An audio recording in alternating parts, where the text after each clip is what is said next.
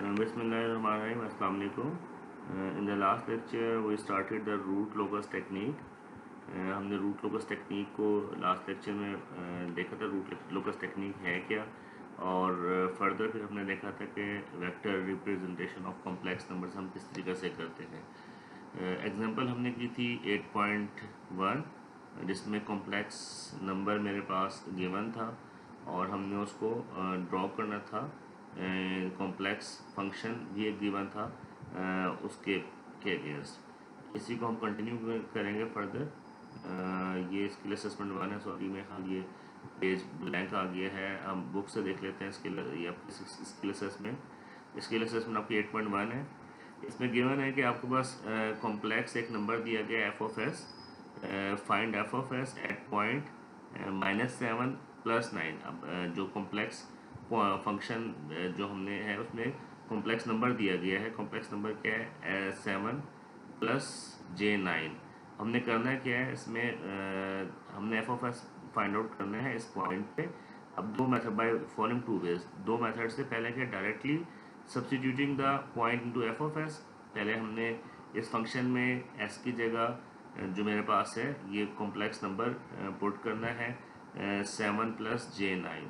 ठीक है, ज़ीरोज़ में भी और पोल्स में भी। और उससे फिर हम क्या निकालेंगे, मेरे पास एक कॉम्प्लेक्स फंक्शन आ जाएगा और एंड में हम उसको कन्वर्ट कर देंगे in the polar form, in which we will get the magnitude and angle of complex number. Second वो कहता है calculate the result using vectors. अब ऑब्वियसली हम इसको ड्रॉ भी कर सकते हैं एफ ऑफ एस को in complex plane S plane में, पोल्स एंड ज़ीरोज़ को, और कहाँ प्रोजेक्शन कहाँ होगी इस कॉम्प्लेक्स नंबर पे। तो हम दोनों मेथड से के थ्रू इसको सॉल्व करेंगे एंड विल मैच कि हमारे पास रिजल्ट्स सेम आते हैं डिफरेंट आते हैं। Let me show you the solution. This is the solution of your exam skill assessment 8.1। अब देखिए आपके पास जो फंक्शन था वो क्या था, F of S was equal to s+2 plus S into s+4/s into s+3 into s+6। ठीक है, जहाँ जहाँ ऐसे वहाँ हमने 7 + j9 पुट कर दिया in zeros and poles as well. इसको फर्दर जब हमने सॉल्व करेंगे, सॉल्व करने के बाद मेरे पास जो फाइनल रिजल्ट आएगा by simply multiplying and division करने के बाद मेरे पास आएगा -0.0339 - j 0.0899, and I will convert this into the polar form. और मेरे पास क्या रहेगा, मैग्नीट्यूड आ जाएगा 0.96, एंगल क्या आ जाएगा -110.7। अब दूसरा इसमें केस बी पार्ट, इसका क्या कहते हैं, बी पार्ट कहते हैं calculate the result using vector. अब वेक्टर के थ्रू करना है। वेक्टर के थ्रू हम कैसे करेंगे, first of all I will draw the zeros and poles. अब मेरे पास फंक्शन क्या था इसमें देखें, ज़ीरो लाई करेंगे -2 और -4 पे, पोल लाई करेंगे 0, -3 एंड -6 के ऊपर। तो ये मैंने 0, -3, -6 पे पोल ड्रॉ कर दिया और -4 और -2 पे मैंने क्या ड्रॉ कर दिया, अपने ज़ीरोज़ ड्रॉ कर दिए। और पॉइंट मेरे पास क्या था, S is equal to -7 - j। तो एस मेरे पास -7, ये देखिए यहाँ से मेरे पास ये -7 आ गया, ये पॉइंट यहाँ पर हो गया, और j9 मेरे पास ओमेगा एक्सिस पे मैंने j9 ले लिया, इसको यहाँ से मिला दिया इन पॉइंट्स को ज़ीरोज़ एंड पोल के साथ। अब मैंने जो बी पार्ट में बेसिकली मैंने करना है क्या है, रिजल्ट हमने निकालना है by using the vector. Obviously मेरे पास आपको पता है कि जो मेरे पास जो मैग्नीट्यूड होता है that is equal to the multiplication of magnitude of the zeros divided by the product of magnitude of the poles, उसके इक्वल होता है। तो उसी तरह से हम करेंगे। मैंने इसको कह दिया this is the magnitude m1, this is m2, this is m3, m4 and m5। अब product of magnitude of zeros क्या हो गया, m2 into m4, and I will divide it with the m1, m3 and m5। इसे divide कर देंगे। Similarly मैंने जो zeros की जो मेरे पास फंक्शन था s+2, मैं उसमें s की जगह -7 + j9 पुट करूँगा और मैं इसको सॉल्व करूँगा। सॉल्व करने के बाद I will get the same results as I get from this analytical method. Vector method से भी सेम रिजल्ट आएगा। नो आई बिलीव कि आपको जो vector representation of the complex number आ गई होगी of complex function at given complex number. अच्छा, defining the root locus, basically मैं जैसे मैंने बताया था आपको कि बेसिकली रूट लोकस है क्या। रूट लोकस मेरे पास यही था कि मेरे पास रूट लोकस जो मुझे ग्राफिकल रिप्रेजेंटेशन देती है सिस्टम की स्टेबिलिटी के, सिस्टम की स्टेबिलिटी किस पॉइंट पर सिस्टम स्टेबल है, कहाँ पर किस पॉइंट पर अनस्टेबल है और कहाँ पर मार्जिनली स्टेबल है। और मैं करता हूँ सिस्टम के पैरामीटर्स चेंज करता हूँ, सिस्टम का गेन चेंज करता हूँ, उससे मैं अपने सिस्टम को डिफाइन करता हूँ।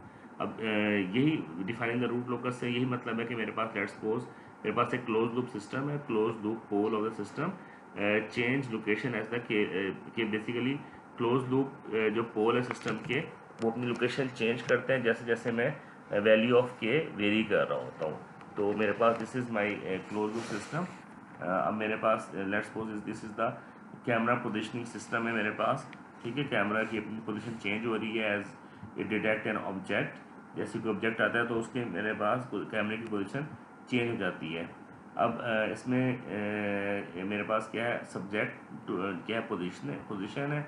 K1 is the amplifier, again K2 is the gain of this transfer function. अब मेरे पास क्योंकि ये एक फीडबैक है कि यहाँ से मैं कैमरा पोजीशन का फीडबैक जा रहा है और on the basis of this मेरे पास इनपुट जनरेट हो रही है। तो मैं इसका जब इसका फीडबैक सिस्टम के थ्रू करूँगा, लेट्स सपोज मैं कहता हूँ K1 into K2 is equal to K है, ठीक है। तो मेरे पास G of S will become K over S square plus 10s। अच्छा, आगे मैं फीडबैक कंट्रोल का इसमें जो मेरे पास फीडबैक का जो ट्रांसफर फंक्शन होता है that is equal to G of S into over 1 plus G of S into H of S. H of क्योंकि यूनिटी फीडबैक है तो वन आ जाएगा। जब मैं इसको सॉल्व करूँगा तो मेरे पास ये ट्रांसफर फंक्शन आएगा R of S that will be equal this T of S into C of S. अब मेरे पास ये पॉइंट समझने वाला है, इस पर आप ज़रा गौर कीजिएगा। अब मैंने आपको बताया था कि रूट लोकस है क्या। रूट लोकस सिस्टम की स्टेबिलिटी बताता है by changing the system parameters और the gain of the system. अब इसमें मेरे पास क्या है, K is the gain of my system. अब अगर मैं इसको देखूं जो नंबर ऑफ जो मेरे पास लोकेशन ऑफ पोल्स है that also depend upon the value of के, ठीक है। अगर मैं के की वैल्यू इसमें ज़ीरो पुट करता हूँ, ये ज़ीरो आ जाएगा, यहाँ ज़ीरो आ जाएगा। ऑब्वियसली मेरे पास दो पोल्स होंगे, एक पोल मेरे पास -10 पे होगा, दूसरा पोल मेरे पास कहाँ होगा, ज़ीरो पे होगा। अगर के की वैल्यू मैं 5 कर देता हूँ, के की वैल्यू 5 करूँगा, इसको सॉल्व करेंगे तो मेरे पास पोल्स की लोकेशन -9.47 और -0.53 हो जाएगी। इस जगह से मैं के की वैल्यू वेरी कर रहा हूँ, 5 का गैप दे के पहले 0 है, फिर 5 कर दी, फिर 10 कर दी, फिर 15, फिर 20, फिर 25। अच्छा, 25 पे आप देखेंगे मेरे पास पोल्स जो हैं वो दोनों -5 और -5 पे एग्जिस्ट कर रहे होंगे।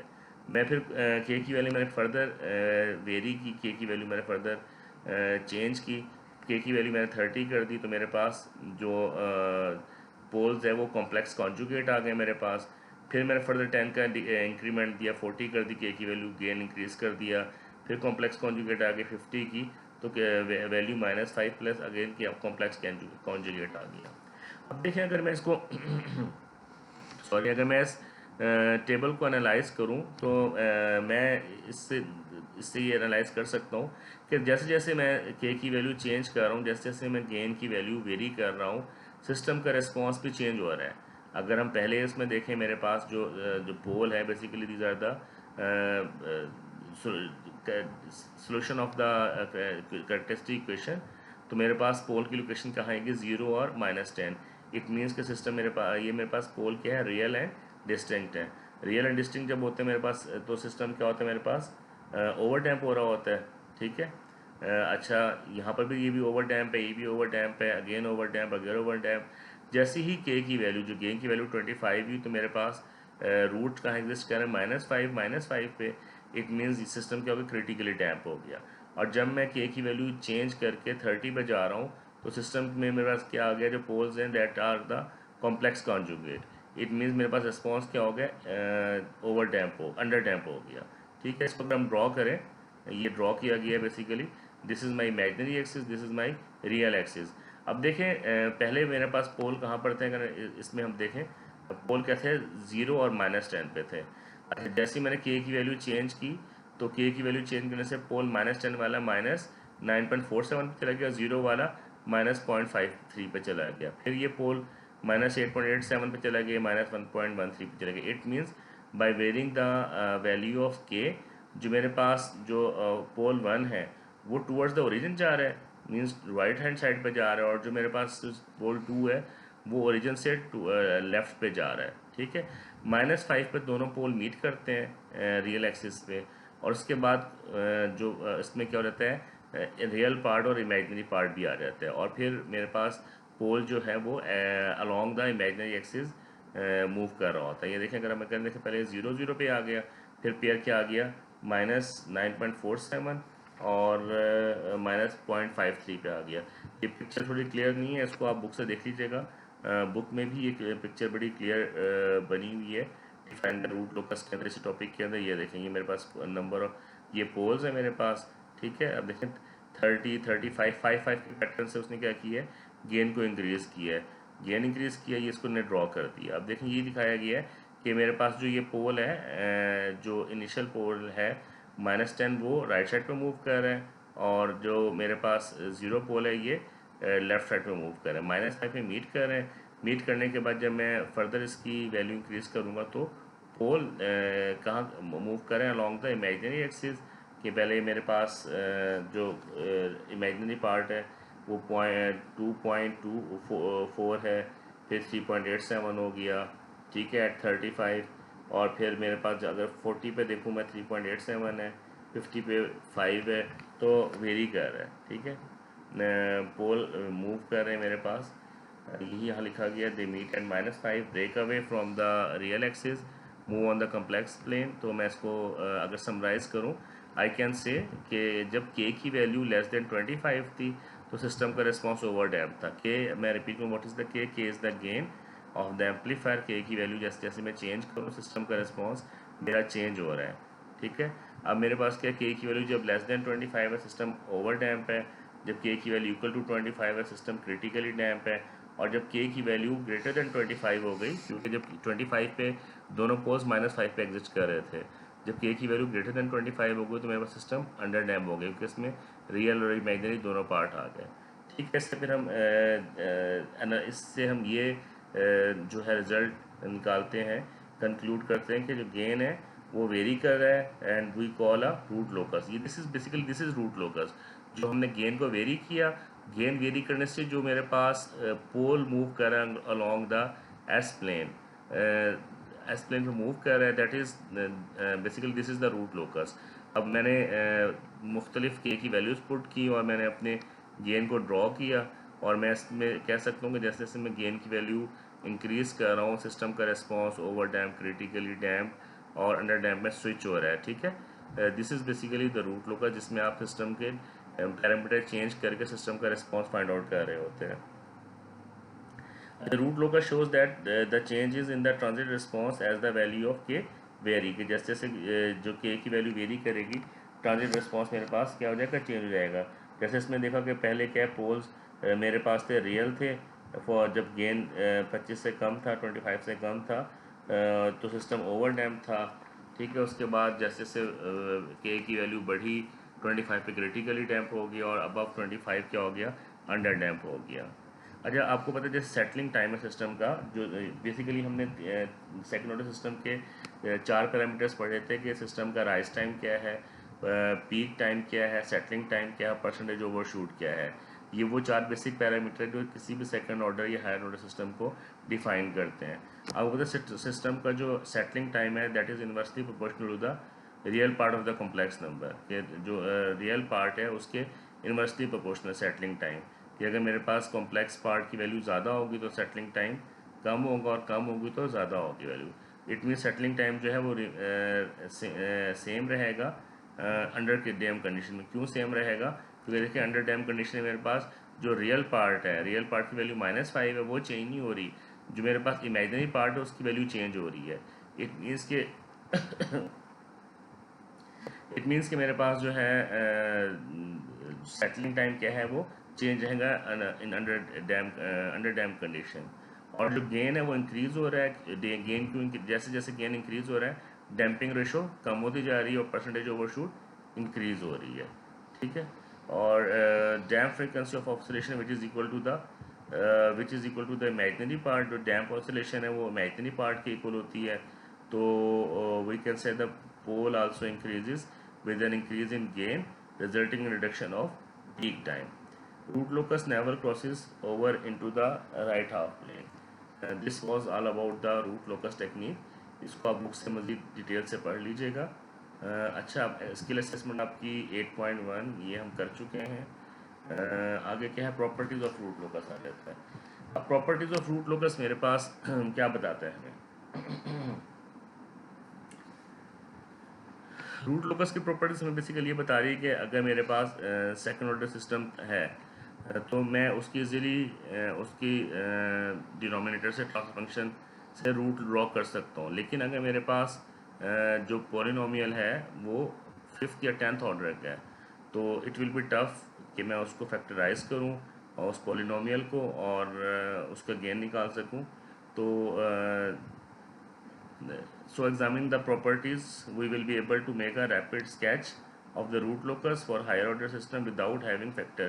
Basically ये बता रहा है कि हम root locus टेक्निक में उस higher order system, let's suppose 10th order system है या 7th ऑर्डर सिस्टम है, तो उसको हम फैक्टराइज नहीं करेंगे।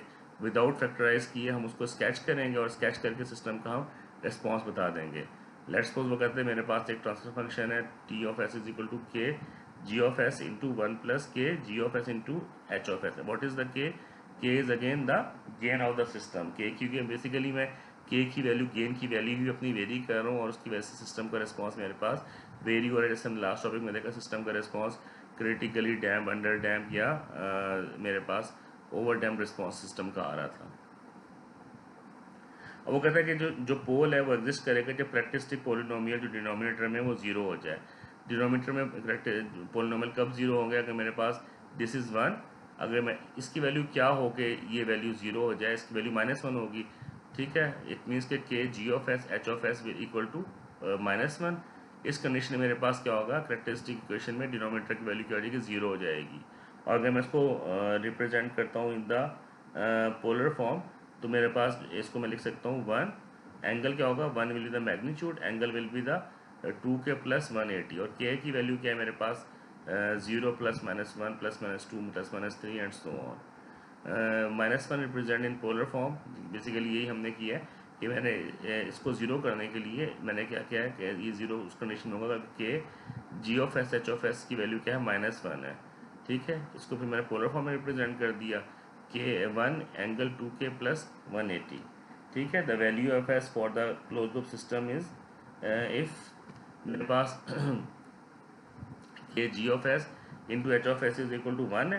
ये बेसिकली मैंने इसको -1 पुट किया था कि इसको मॉड ले लूँगा तो दैट विज द मैग्नीट्यूड और एंगल मेरे पास क्या हो जाएगा इसका कि G of S into H of S will be equal to 2k plus 1 into 180।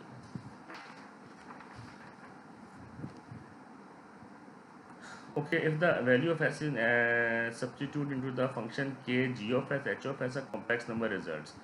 अच्छा, अगर मेरे पास जैसे हमने यहाँ देखा है कि मेरे पास k g of s into H of S is equal to -1 है, तो या मैं इसको कह सकता हूँ कि जो उसका मॉड है, जो मैग्नीट्यूड है इसका, that is the mod of K G of S H of S is equal to 1, ठीक है।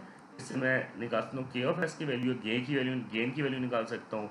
Gain will be equal to 1 over G of S into H of S, और मैं निकाला कहाँ से, मैग्नीट्यूड से निकाला है।